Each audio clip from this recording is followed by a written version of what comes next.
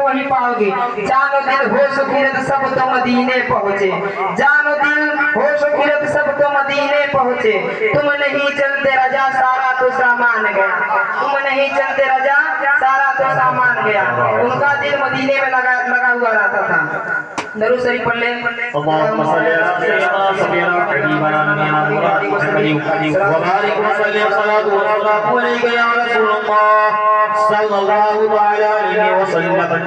शहनशाह बगदाद सुल्तानुल औलिया शेख अब्दुल कादिर जिलानी रज़ी अल्लाह ताला अन्हु उस अजीब शख्सियत का नाम है जिसको अल्लाह ताला ने मकामे महबूबियत के साथ साथ मकामे गौसियत अता फरमाई। औलिया इकराम में ऐसे बहुत कम है जिनको ये मकाम हासिल हुआ जो मकाम गौसे पाक रज़ी अल्लाह ताला अन्हु को हासिल है। वरना औलिया इकराम में ऐसा कोई भी नहीं है जो मिंबर पे खड़ा होकर ये ऐलान करे कि मेरा कदम हर वली के गर्दन पर है। जिसे आला हजरत कहते हैं जिसकी मिंबर बनी गर्दने औलिया, जिसकी मिंबर बनी गर्दने औलिया, उस कदम की करामत पे लाखों सलाम। औलिया इकराम में आपका मकाम ऐसा ही हासिल है जैसे सूरज का मकाम सितारों पर हासिल है। अल्लाह ताला ने आपको पैदाइशी इल्मी शराफत के साथ साथ खानदानी शराफत ऐसी अता फरमाई कि आप वालिदे माजिद की तरफ से हसनी सादात है और माँ की तरफ से हुसैनी सादात है। यानी इमाम हसन आपके दादा है और इमाम हुसैन शहीद करबला आपके नाना है। अब जिसके नाना है और दादा जन्नती जवानों के सरदार है तो उस निस्बत का आलम क्या होगा। गौसे पाक रज़ी अल्लाह ताला अन्हु की विलादत 29 शाबान को हुई। दूसरे दिन रमजान शुरू होने वाला था, यानी चांद रात थी। अब चांद तो हो गया, लेकिन लोगों में ये शक पैदा हुआ कि चांद हुआ या नहीं हुआ।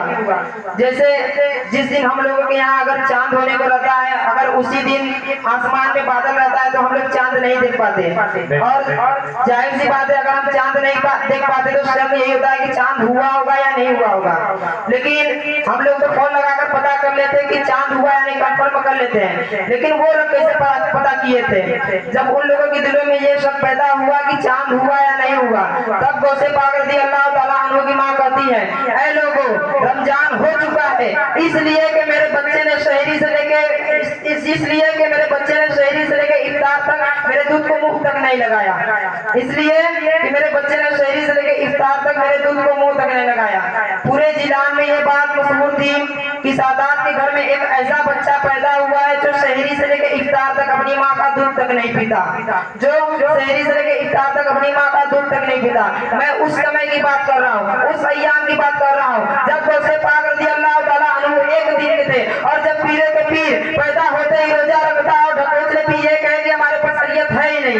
मेरे अजीजों, गौसे पाक रज़ी अल्लाह ताला अन्हु की करामात सुनते सुनते एक कसौटी हासिल कर ले कि अगर आप किसी पीर का मुरीद बनने जाएं तो पहले उसे जांच ले कि वो रसूलुल्लाह सल्लल्लाहु अलैहि वसल्लम की शरीयत पर कायम है कि नहीं। अगर शरीयत पर कायम है तो वो पीर है, और शरीयत पर नहीं कायम है तो वो एक शैतान का फंदा है जो तुम्हें अल्लाह ताला से दूर और शैतान के करीब लेकर जाएगा। बात फिर ऐसे होते हैं जिनको न नमाज से मतलब रहता है, न रोजा से मतलब रहता है, न शरीयत से मतलब रहता है। गौसे पाक रज़ी अल्लाह ताला अन्हु जिनकी 40 साल ऐसे गुजरी कि आप सिर्फ एक अंगूर खाकर शहरी करते और एक आधा गिलास पानी पीकर इफ्तार करते थे। इतने साल तक आपने रोजा रखा, कुछ साल ऐसे आए कि आप पूरी रात खड़ा होकर नमाज पढ़ते रहे। उन औलिया इकराम के दरबार में कभी 70,000 से कम का मजमा होता ही नहीं था, उनके लिए कभी नमाज माफ नहीं हुआ। तो आज के ढकोसले और झूठे पीर के लिए कैसे नमाज माफ हो सकती है। याद रखना मेरे अजीजों, शरीयत मेरे मुस्तफा की है और मेरे नबी करीम सल्लल्लाहु अलैहि वसल्लम की शरीयत सबसे ऊंचा है। बाद में ही कोई मकाम मिल सकती है जिसे आला हज़रत हाजी बरेलवी फरमाते हैं, खुदा खुदा का यही है दर, नहीं और कोई मगर मगर, जो वहां से हो यही आगे हो, जो यहाँ नहीं तो वहाँ नहीं। अगर तुमसे कोई अल्लाह ताला तक पहुंचने की बात करे तो पहले तुम उसे जांचो कि वो रसूलुल्लाह के बारे में क्या कहता है। आला हज़रत कहते हैं खुदा यानी कसम खुदा की, खुदा का यही है दर, यानी जो दरवाजा रसूलुल्लाह का है वही दरवाजा अल्लाह ताला का है, नहीं और कोई मफर मकर। मफर कहते हैं भागने की जगह और मकर कहते हैं ठहरने की जगह। अगर रसूलुल्लाह को छोड़े की तरफ भागने की जगह मिलेगी ना ठहरने की जगह मिलेगी। फिर मेरे इमाम फरमाते हैं जो वहां से हो यही आगे, जो यहाँ नहीं तो वहाँ नहीं। अगर तुम रसूलुल्लाह सल्लल्लाहु अलैहि वसल्लम के हौज़े कुबरा तक नहीं पहुंच सके तो अल्लाह ताला तक हरगिज नहीं पहुंच पाओगे। गौसे पाक रज़ी अल्लाह ताला अन्हु जो नबी करीम सल्लल्लाहु अलैहि वसल्लम की शरीयत पर इतने ज्यादा सख्त थे कि आप मिंबर पे खड़ा होकर ये ऐलान करते हैं कि मेरे मुरीद में से जो कोई भी नमाज नहीं पढ़ता उसे हमारे कब्रिस्तान में दफन ना करो, उसे हमारे कब्रिस्तान में दफन ना करो। और आज हम लोग पूरी पूरी नमाज छोड़कर बैठे हुए हैं। अब मैं आपको बता दूं, गौसे पाक रज़ी अल्लाह ताला अन्हु जब खिताब के लिए खड़े होते, जब आप खुतबा के लिए खड़े होते तो अल्लाह अल्लाह हाल ये होता कि आपका कोई मजमा 70,000 से कम का नहीं होता, हर मजमा आपका 70,000 से ज्यादा का ही होता। और जो कोई भी आपका खुतबा सुनता वो रोने लगता, जो कोई भी आपका खुतबा सुनता वो तौबा करने लगता, जो कोई भी आपका खुतबा सुनता वो जिंदगी भर के लिए अपने दिलों में नक्श कर लेता। आखिर आपके खुतबे में होता क्या था कि सब रोने लगते और तौबा करने लगते। आइए एक खुतबा में गौसे पाक रज़ी अल्लाह ताला अन्हु का आप लोगों के सामने रखते हैं। आप मिंबर पे जाते हैं और ऐलान कर मिंबर पे जाते हैं और खुतबा देते हैं कि ऐ लोगों आज मेरे घर में एक हादसा हो गया, आज मेरे घर में एक हादसा हो गया। सभी लोग कान खड़े करके सुनने लगे कि हादसा क्या हुआ। कहते हैं अब्दुल जब्बार की माँ अपनी बीवी को कहते हैं कि अब्दुल जब्बार की माँ काफी दिनों से एक मिट्टी के मटके में छीके से लटकाकर दही जमा कर रही थी ताकि गर्मियों की शिद्दत में मैं दोपहर के वक्त उसे खा सकूं। अब जब काफी दिन के बाद दही जमकर तैयार हुआ तो वो उस मिट्टी के मटके को उतार कर जमीन पर रखती है कि अभी मैं घर में पहुंचा नहीं था कि एक बिल्ला आया और पंजा मारा, मटका टूट गया, दही बह गया। बस इतना ही कहना था कि सब के सब रोने लगे, बस इतना ही सुने कि सब के सब तौबा करने लगे। आखिर आपके खुतबे में क्या था कि सब रोने और तौबा करने लगे। बस इतना ही तो है कि मटका टूट गया और दही बह गया। नहीं, आइए मेरे जीजो मैं आपको बताता हूँ गौसे पाक रज़ी अल्लाह ताला कहना क्या चाहते थे। ये गौसे पाक रज़ी अल्लाह ताला अन्हु अपने घर का बयान नहीं कर रहे थे, ये मटके और दही का मसला नहीं था, बल्कि वो इशारे में ही समझाना चाहते थे कि ऐ लोगों दुनिया की जिंदगी ऐसी होती है कि इंसान माल जमा करता है, इतना जमा कर लेता है कि खाने का वक्त आया होता है, उससे पहले मलकुल मौत आते हैं और पंजा मारते हैं, रूह निकाल लेते हैं। और ये बात यही गौसे पाक रज़ी अल्लाह ताला अन्हु समझाना चाहते थे। और ये बात सच है कि हम मेहनत करके दिन रात मेहनत करके पैसा इकट्ठा करते हैं, सेहत बर्बाद कर करके पैसा इकट्ठा करते हैं, फायदा क्या हुआ? चीनी खाने का वक्त आया, शुगर हो गया, नमक खाने का वक्त आया, बीपी हो गया। क्या अल्लाह ताला ने हमें और आपको इसीलिए दुनिया में भेजा है? आइए आपको मुराकबे की तरफ लेकर चलता हूँ कि मुराकबा क्या होता है और जिसका मुराकबा मुकम्मल हो गया वो क्या बनता है। हजरत जुनैद बगदादी रहमतुल्लाह ताला अलैह फरमाते हैं कि मुराकबा करो और जिसका मुराकबा मुकम्मल हो गया वो अल्लाह का वली बन गया, वो अल्लाह का वली बन गया। मुराकबा जो बहुत आसान अमल है, इसमें करना क्या होता है कि आंख बंद करके खामोश बैठना। अब कितनी देर बैठनी है यह आपके ऊपर है, 5 मिनट बैठना है कि 10 मिनट बैठना है कि आधा घंटा बैठना है कि 1 घंटा, लेकिन किसी की भी फिक्र नहीं करनी। अब सवाल ये उठता है कि बंदा आंख बंद करेगा तो वो कुछ न कुछ सोचेगा, उसके दिमाग में कुछ न कुछ चलता रहेगा। जुनैद बगदादी से पूछा गया कि अगर आंख बंद करना ही इबादत है और सोच आए तो क्या करे? सोच पर तो किसी का काबू नहीं है। तो वो कहते हैं हाँ बात तो सही है, लेकिन तुमको एक चीज सोचनी है, वो भी बार बार सोचनी है। कहते हैं क्या? कहते हैं कि तुम ये सोचो कि दुनिया में मुझे क्यों पैदा किया गया, मैं दुनिया में क्यों आया? क्या मैं दुनिया में लड़कियों से छेड़छाड़ करने के लिए पैदा किया गया? क्या मैं दुनिया में दिन रात खेल और कूद के लिए पैदा किया गया? क्या मैं दुनिया में दारू और सिगरेट पीने के लिए पैदा किया गया? क्यों पैदा किया गया? फरमाते हैं कि एक वक्त ऐसा आएगा कि तुम्हारा दिल जवाब देगा कि तुम क्यों पैदा किए गए, और ये जवाब अल्लाह ताला की तरफ से आएगी कि तुम क्यों पैदा किए गए, और मुराकबे में जिस दिन तुम हकीकत को पहुंच गए कि तुम क्यों पैदा किए गए, उसी दिन अल्लाह के वली बन जाओगे। अब मैं आपको बता दूं, जिसका मुराकबा मुकम्मल हुआ वो जिंदगी में सोचते सोचते इस नुक्ते पर पहुंच गया कि मैं क्यों पैदा किया गया, मैं दुनिया में क्यों आया, तो वो जब आंखें खोलता है तो यूं ही पुकारता है, जिंदगी ये नहीं है किसी के लिए, जिंदगी है नबी की, नबी के लिए। ना समझ मरते हैं जिंदगी के लिए, जीना मरना है सब कुछ नबी के लिए। ये उस आला हजरत के पोते ने कहा था, ताजुल सरिया ने कहा था। और जब आला हजरत का मुराकबा मुकम्मल हुआ होगा तो वो क्या कहे थे, तहन में जुबान तुम्हारे लिए, बदन में है जान तुम्हारे लिए, हम आए यहाँ तुम्हारे लिए, या रसूलल्लाह उठे भी वहाँ तुम्हारे लिए। हम किसके लिए आए हैं? अपने नबी के लिए आए हैं, हम अपने लिए नहीं आए हैं, उसी नबी के लिए आए हैं जिसकी शान में आज बड़ी बड़ी गुस्ताखी हो रही है और हम और आप चुप हैं। क्या करबला का वाकया इसलिए सुनाया जाता है कि कोई भी कुत्ता हमारे नबी के शान में भोंकर चला जाए और हम चुप रहे? क्या करबला का वाकया ढोलक और बाजा बजाने के लिए सुनाया जाता है? नहीं मेरे अजीजों, करबला का वाकया इसलिए नहीं सुनाया जाता है, बल्कि करबला का वाकया इसलिए सुनाया जाता है कि 80 साल के बूढ़े में भी 24 साल की जवानी पैदा हो। करबला का वाकया इसलिए नहीं सुनाया जाता है कि हमारे अंदर सर कटाने का जज्बा पैदा हो। करबला का वाकया इसलिए सुनाया था कि हमारे अंदर सब्र आए। कब कोई हमें गाली देता, कब जब कोई मेरी बाप को गाली देता, कब जब कोई मेरे भाई को गाली देता, लेकिन मुस्तफा की बात आई, अगर नबी की शान की बात आई तो जान मांगो तो जान दे दे, जो माल मांगो तो माल दे दे, मगर ये हमसे ना हो सकेगा, नबी का चाहो जलाल दे दे। और इसलिए सुनाया जाता है, नब्बे नाते पाक का रगबा कल भी था और आज भी है, मेरे नबी से मेरा रिश्ता कल भी था और आज भी है। बतला दो गुस्ताख के नबी को गैरत सुन्नी जिंदा है, उन पे मर मिटने का जज्बा कल भी था और आज भी है, इसलिए सुनाया जाता है।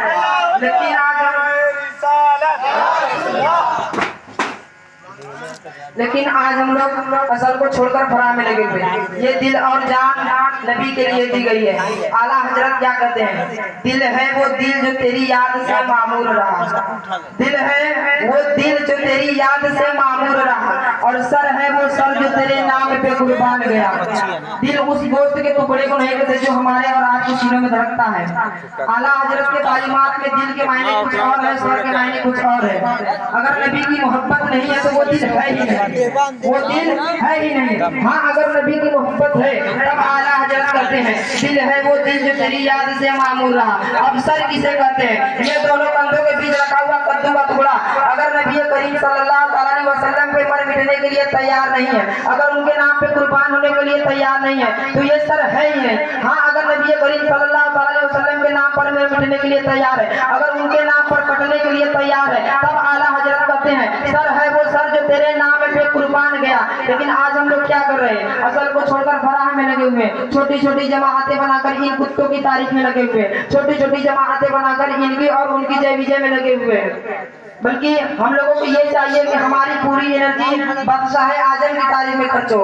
हम लोगों को चाहिए कि हमारी पूरी एनर्जी हमारे नबी की शान में तारीफ में खर्च हो, क्योंकि हमने आला हजरत को देखा है, जिंदगी भर वो अपने बाप दादा के कसीदे नहीं पढ़े, जिंदगी भर वो अपने खानदान के कसीदे नहीं पढ़े। जब जब आला हजरत ने कलम उठाया है, जब जब आला हजरत ने कलम उठाया है, बरगाह मुस्तफा की मदद शराई की है, जब जब आला हजरत ने कलम उठाया है, आका की शान में लिखा है, सरवर कहूँ की मालिक को मौला कहूँ तुझे, पाके खलील का गुले कहूँ तुझे, तेरे तो वस्फ आए बतना ही है बरी, हैरान हूँ मेरे शाह मैं क्या क्या कहूँ तुझे, लेकिन रजा ने खत में सुपन इश्क कर दिया, खालिक का बंदा खल्क का आका कहूँ तुझे। फिर आला हजरत कहते हैं, सारे ऊंचे से ऊंचा समझिए जिसे, उस ऊंचे से ऊंचा हमारा नबी, सारे अच्छे में अच्छा समझिए जिसे, उस अच्छे से अच्छा हमारा नबी, मुझको ईद इसके आगे सभी मसाले सम्मान लेकर वो आया हमारा नबी, सब चमक वाले उजलों में चमका किए, अंदर शीशों में चमका हमारा नबी।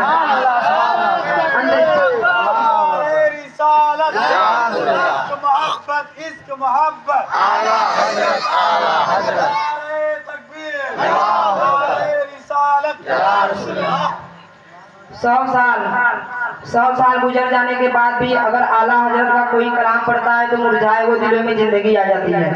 कारण क्या है कि वो जिंदगी भर अपने बाप दादा के कसीदे नहीं पढ़े, पूरी जिंदगी वो नबी के नाम कर दिए थे, जिंदगी भर वो हुजूर के कसीदे पढ़े हैं। क्योंकि हमने और आपने देखा है, अगर किसी ने आला हजरत से उनका तारुफ पूछा गया कि आपका तारुफ क्या है, आपका इंट्रोडक्शन क्या है, तो आप अपने बाप दादा का नाम बताते हुए ये नहीं कहा कि मैं फला फला का बेटा हूँ, बल्कि अपने तारुफ में ये कहा कि उस गली का गधा हूँ मैं जिसमें, उस गली का गधा हूँ मैं जिसमें मांगते ताजदार फिरते हैं, वो सुए लालजार फिरते हैं, तेरे दिन ऐ बहार फिरते हैं। आपने दुनिया वालों को अपना तारुफ भी कराया तो नबी के वास्ते से कराया है। जब भी आपसे पूछा गया कि आपका तारुफ क्या है तो आप नबी के वास्ते से अपना तारुफ कराया है। अब आपसे पूछा गया कि जान क्या है आपकी, जान किसे कहते हैं आप, तो कहते हैं जान है इश्क़े मुस्तफा, रोज फुजू करे खुदा, जिसको हो दर्द का मजा, नाजे दवा उठाए क्यों, फिर के गली गली तबा,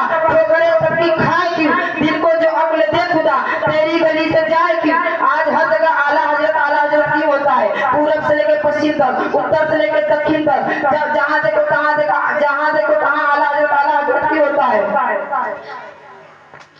थोड़ी सी पढ़ लें।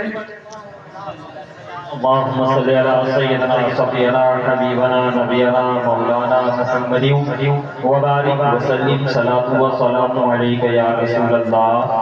आज हर जगह आला हजरत ही होता है, पूरब से लेकर पश्चिम तक, उत्तर से लेकर दक्षिण तक, कोई भी खित्ता नहीं बचा हुआ है, कोई भी जमीन नहीं बचा हुआ है जहाँ से बच्चा बच्चा ये ना पुकारता हो, डाल दी कल्ब में अजमते मुस्तफा, डाल दी कल्ब में अजमते मुस्तफा सैयदी आला हजरत पे लाखों सलाम। कारण यही है कि वो पूरी जिंदगी नबी के नाम कर दिए थे और पूरी जिंदगी नबी की तारीफ किए, और जो नबी का तारीफ करता है उसका नाम कभी मिटता नहीं, और इंशाअल्लाह आला हजरत का भी क़यामत तक नाम रहेगा। गौसे पाक रज़ियल्लाहु तआला अन्हु के मकाम के मुताबिक मैं आपको एक बात बता दूं, महबूब इलाही दिल्ली के शहंशाह निजामुद्दीन औलिया, सभी लोग इनका नाम सुने हैं। 2 औलिया इकराम ऐसे हैं जिनको महबूब का नाम दिया गया है, एक गौसे पाक रज़ियल्लाहु तआला अन्हु जिनको महबूब सुबहानी का नाम दिया गया है, और निजामुद्दीन औलिया जिनको महबूब इलाही का नाम दिया गया है। महबूब इलाही के बड़े खास मुरीद शेख अमीर खुसरू एक मरतबा पानीपत में गए थे।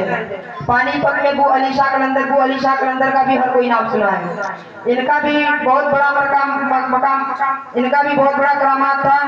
इनके यहाँ होता क्या था कि हर जुमेरात को एक महफिल होती, महफिल में होता क्या था कि आप सभी हाजरीन से आंखें बंद कराते और सभी हाजरीन अपनी अपनी आंखें बंद करते, आप सीधे रसूलुल्लाह का दीदार कराते थे, आप सीधे रसूलुल्लाह का दीदार कराते थे। तो एक मरतबा अमीर खुसरू भी गए थे, तो उनको जब दीदार मुस्तफा हुआ, जब मुस्तफा सल्लल्लाहु अलैहि वसल्लम का दीदार कराया तो वो भी बहुत खुश हुए कि आज महफिल में नबी करीम सल्लल्लाहु अलैहि वसल्लम का दीदार हुआ।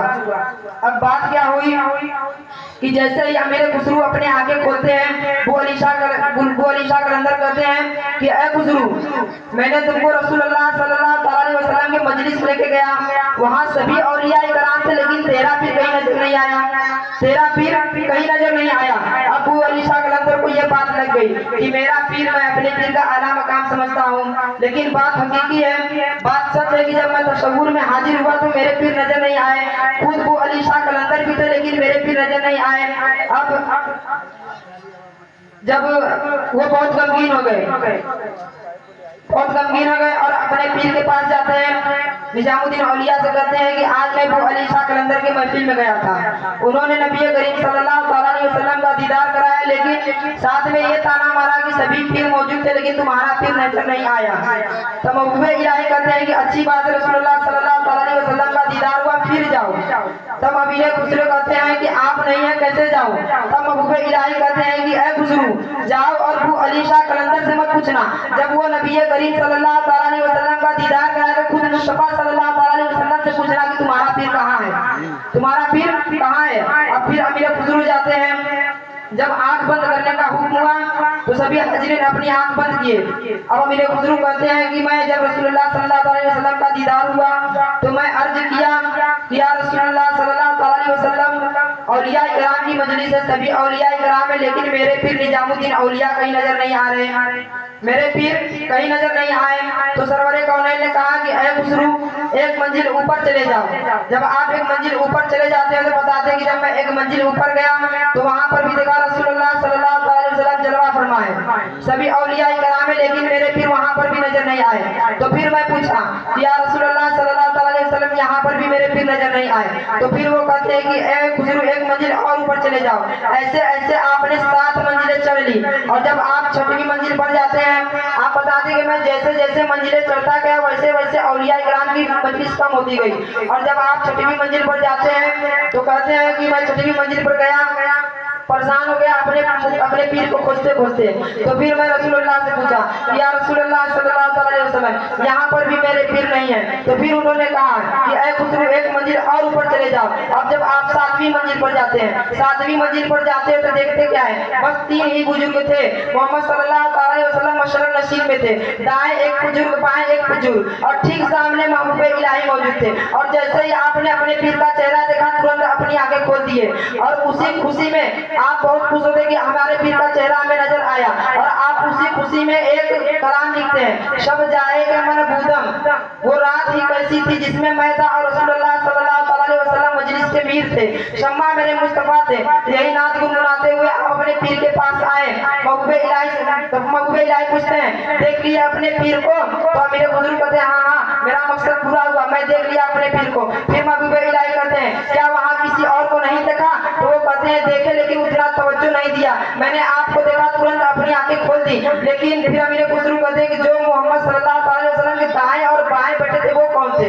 तब महबूब इलाही निजामुद्दीन औलिया कहते हैं, ऐ खुसरू, जो नबी करीम सल्लल्लाहु अलैहि वसल्लम के दाएं बेटे थे वो ख्वाजा मोइनुद्दीन चिश्ती थे, और जो बाएं थे वो शेख अब्दुल कादिर जिलानी रज़ियल्लाहु ताला अन्हु थे। सैयदना अब्दुल कादिर जिलानी रज़ियल्लाहु ताला अन्हु का वो मकाम है कहाँ? रसूलुल्लाह के दरबार में, जहाँ सभी औलिया इकराम की मजलिस खत्म होती है तो गौसियत में आपका मकामात शुरू होता है। ये सारी मकामात आपको इश्क़ रसूल के बदौलत मिली है, ये सारी मकामात आपको मुस्तफा सल्लल्लाहु अलैहि वसल्लम के इश्क़ के बुनियाद पर मिली है। क्योंकि हमने देखा है अगर किसी ने नबी करीम सल्लल्लाहु अलैहि वसल्लम पर उंगली उठाया तो आपने करामात से उसे मुंह तोड़ जवाब दिए।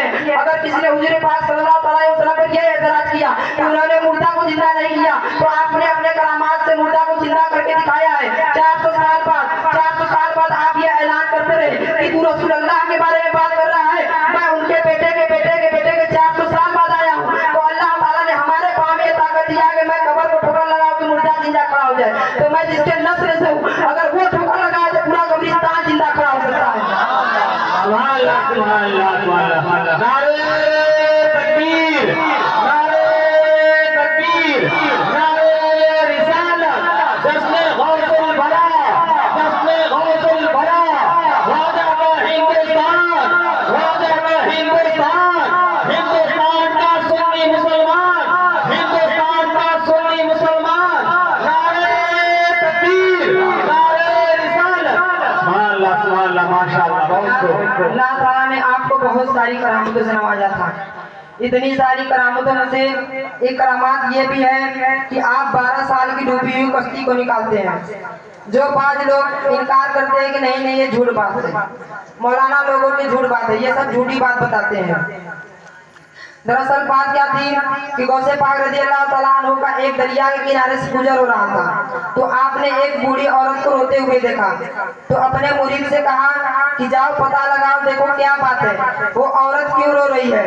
जब पता लगाया तो मालूम चला कि उस औरत का इकलौता बेटा, जिसे वो बहुत नाजों से पाल पोस कर बड़ा की, बहुत नाजों से पाल पोस कर बड़ा की, और शादी की बारात आ रही थी, कश्ती जो है दरिया में गर्क हो गई, कश्ती जो है दरिया में डूब गई, बाहर नहीं आ सकी। अब दिल तो माँ का है, बेटे की याद में रोज आती है, रोती है, रोकर वापस चली जाती है। गौसे पाक रज़ियल्लाहु ताला अन्हु को उस बूढ़ी औरत पर रहम आई। आपने अल्लाह ताला की बारगाह में सिफारिश की कि ऐ अल्लाह, तू निस्त से हस्त करने वाला, तू अगर चाहे तो पानी के एक कतरे से जिंदा इंसान बना दे। या अल्लाह तू इस बूढ़ी औरत पर रहम फरमा और इस बूढ़ी औरत के बच्चे को वापस लौटा दे, इसके बेटे की जिंदगी वापस लौटा दे। गौसे पाक रज़ी अल्लाह तआला अन्हु की दुआ चल रही थी। कुछ देर बाद देखते क्या है कि दरिया में एक अजीब सी सरसराहट पैदा होती है, एक पैदा होता है, एक भूचाल सा आता है। फिर बाद में देखते हैं कि एक कश्ती बरामद होती है, कश्ती निकलती है। गौसे पाक रज़ी अल्लाह तआला अन्हु ने सिर्फ उस बूढ़ी औरत के बेटे की जिंदगी की दुआ मांगी थी, लेकिन सदके में अल्लाह ताला ने पूरे प्रातियों की जिंदगी वापस लौटा दी। सब बहुत खुश हुए और गौसे पाक रज़ी अल्लाह तआला ने उनका शुक्रिया अदा करते गए। इस करामात के बाद एक नहीं हजारों लोग इस्लाम में दाखिल हुए थे। अब जो साहब इनकार करते हैं कि ये सब झूठी बातें हैं, आइए मैं उनको एक कुरान से दलील देकर वाक़या बताता हूँ। एक मर्तबा सुलेमान अलैहिस्सलाम ने अपने दरबार में ये ऐलान किया कि कौन है जो सबा बिल्किस का तख्त लेकर आएगा। सुलेमान अलैहिस्सलाम है फिलिस्तीन में और सबा बिल्किस का तख्त यमन में है।